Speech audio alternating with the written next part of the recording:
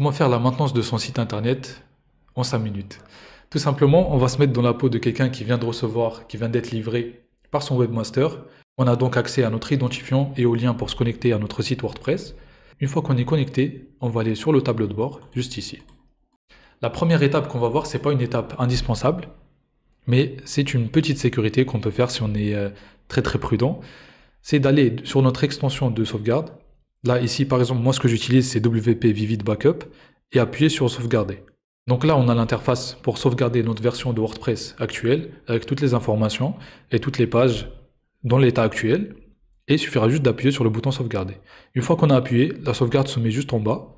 Et ici, on peut la télécharger pour la mettre sur notre PC, par exemple, si on a peur de perdre notre site ou un problème avec l'hébergement ou se faire hacker, etc. On peut mettre notre version sur notre PC pour ne plus la perdre. On peut également restaurer notre page si on a des petits bugs à la suite des mises à jour qu'on va faire ou un problème qu'on ne peut pas prévoir. On peut restaurer notre site internet, comme quoi c'est utile de faire une sauvegarde. Et on peut également supprimer les anciennes versions qu'on a sauvegardées, qui sont inutiles. Maintenant on sait comment faire une sauvegarde. À partir de là, je vais vérifier si j'ai des extensions à mettre à jour. Pour cela, c'est très simple. On va voir sur la barre en haut une petite icône mise à jour et on va cliquer dessus. Une fois dessus, on peut voir qu'ici, on a la dernière version de WordPress parce que ça se met à jour automatiquement et je conseille de laisser ça comme ça. Et pour les extensions, on peut voir ici le nombre d'extensions et quelle extension on va mettre à jour. Et on peut tout sélectionner et mettre à jour ou justement mettre à jour que celles qui nous intéressent.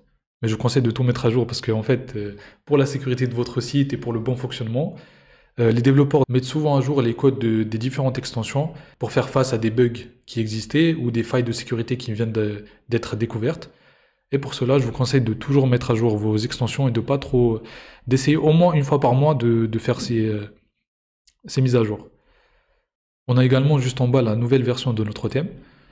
Pareil, on peut tout sélectionner et juste appuyer sur mettre à jour. Une fois qu'on a appuyé, notre site se met en maintenance et du coup c'est normal qu'il soit plus accessible ni rien. Mais ça dure 2-3 minutes selon le nombre d'extensions à mettre à jour. Puis on a de nouveau accès à notre site. À partir de là, on a sauvegardé la version de notre site. On a fait les mises à jour. Maintenant on va vérifier que les extensions mises à jour n'ont pas causé de problème sur notre site. Pour cela, ça va être très simple. On va jeter un petit coup d'œil en une petite minute aux différentes pages. On va vérifier qu'il n'y a pas de bug, que les éléments ne manquent, qu'aucun élément ne manque.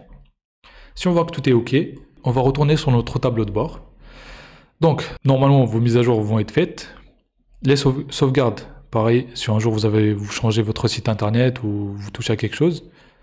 La dernière étape, c'est de jeter un coup d'œil sur nos extensions de sécurité, juste là. Moi, dans mon cas, j'utilise WordFence et Security. J'utilise les deux parce que l'une complète l'autre.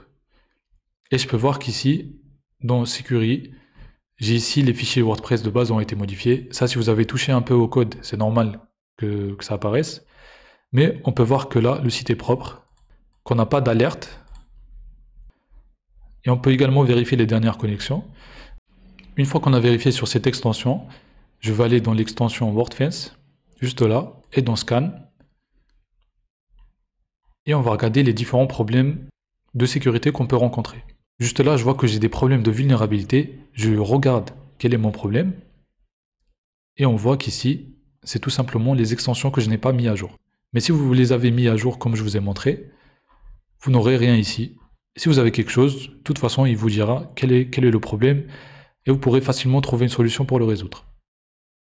Donc, pour résumer, pour faire la maintenance de son site, la première étape, ça va être de faire une sauvegarde si on a fait des gros changements ou si on a des extensions importantes à mettre à jour. Deuxième étape, c'est de vérifier les mises à jour qu'il y a et les faire, tout simplement. Troisième étape, de jeter un coup d'œil sur notre site pour vérifier qu'aucune extension n'a posé un problème. Et quatrième étape, de jeter un coup d'œil sur les extensions de sécurité pour vérifier qu'il n'y a aucun problème.